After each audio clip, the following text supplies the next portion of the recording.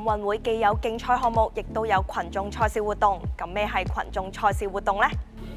團體運動多，玩團結嗰啲。就係請可能場邊啲觀眾上去玩咁樣。以我了解，應該係算係嗰種表演性，即係都係有運動嘅嗰種表演項目咯。可能唔係奧運嘅項目。係俾啲唔係運動員嘅市民參與咯。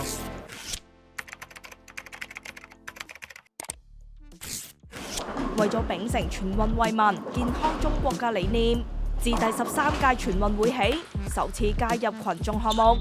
簡單理解為普羅大眾有機會參與到全運會。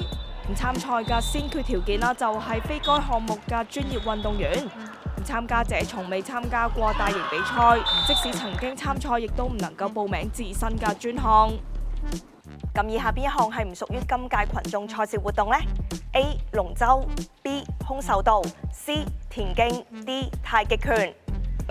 龍舟、空手道、田徑，應該係田徑。今屆群眾賽事活動共設23項，其中19個為比賽類，包括乒乓球、羽毛球、籃球、網球、龍舟、象棋、國際象棋、橋牌、空手道同保齡球等，會錄取前8名頒發得獎證書，同時頒發金、銀、銅牌俾前3名。